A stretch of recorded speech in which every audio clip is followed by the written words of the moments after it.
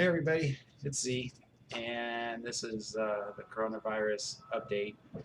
Uh, since all this came down, I just wanted to let everybody know about our kids and how the coronavirus update has affected us. In a way, we are always locked down, but there are many things we had to activate to keep everybody safe from this new enemy. Any activities outside the walls are now being controlled by our team and select volunteers. Those specific people will go out and get the food, the medicine, repair stuff, cleaning materials, and so on. Each time they leave, they're tested, and each time they return, they're also checked for any symptoms. All the items are washed, and everyone is washing their hands often. All the kids are being taught about what is going on and how they are safe.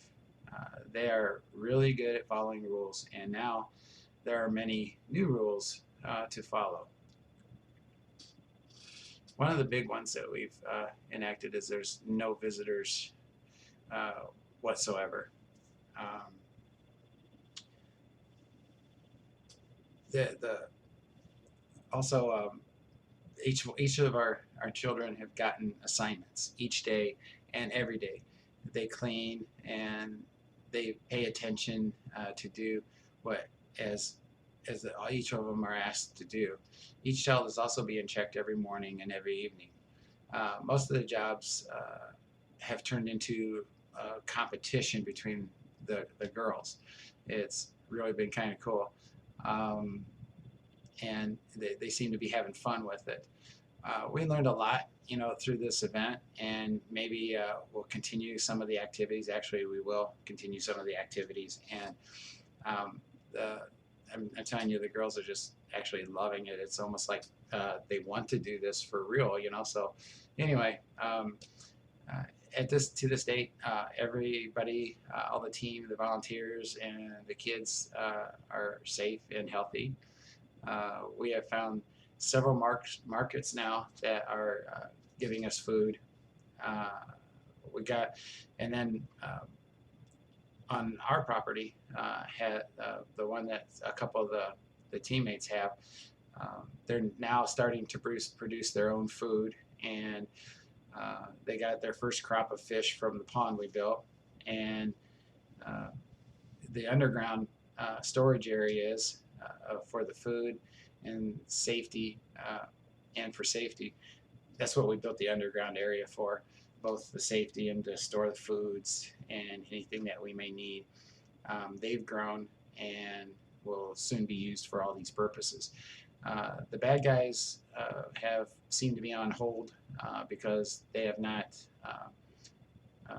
started or been doing any of the activities at the brothels since this started. They're inactive, but we believe that it's going to start up again now that restrictions are starting to be relieved. We have also been building and making modifications to each of our places for the future. One of our plans moving forward is to set an example of what these homes should be. We have many in our team with skills outside of being us, being rescuers and protectors. Uh, we have the ability to design their security, their safety, and to make it sustainable. We have actually even gone further with the rules and orders in each home should follow, and this is especially why.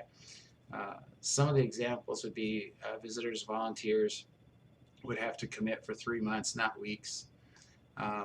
There's a major reason for that is that the kids were, attached to their families and things before they went through this horrific event, and it was hard for them to understand, that they were just let go and nobody come for them. And so when we have people come in, they get attached and they make, friends with the kids and things, and then they leave. And it's just not the way you do things in a charity. And that's one of the ways you can pick out fake charities is when they have short-term volunteers. You got to think of the kids and what they've been through. And yeah, they heal, but they still carry the scar, right? So anyways, some of our storage places that we set up a couple of years ago with the fundraiser that we had now will contain emergency food that could last a long time. In case something like this would occur again, we would have food stores, in other words, in our areas of operation. Um, Also, like in our design of the homes or orphanages or whatever you want to call them, there'd be like a 3 steps to security, you know, 3 levels that they would have to pass through in order to get anywhere. And then inside would be similar to what our high schools are like now, where, you know, once you're inside, there's no access to the kids. You have to go through the people first. So let's see. So in other words, the campus wouldn't be accessible. Uh, I think you get the idea. Uh, let's say when we have the money, we will create this golden rule and help many homes to create this for themselves. You know, we're not just in this for us and our kids. You know, it's about everybody, and we're happy to share it. That which cannot be broken with the security. So, all right. So I guess I've been rambling on a little bit long. So I'll let you go now. I just want you to know everybody's good, and you don't have to call me anymore and send me all my emails, ask me what's with the kids, what's with the kids, and all that good stuff, because they're all good, and we've got this down.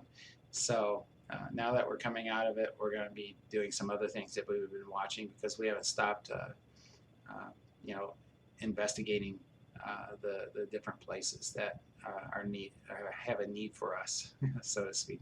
Anyways, it's Z with a Quest, and bless all of you, and thank you all of you that donate and help and do whatever you can, like, share, and subscribe, and all that good stuff. So blessings to all of you. Bye.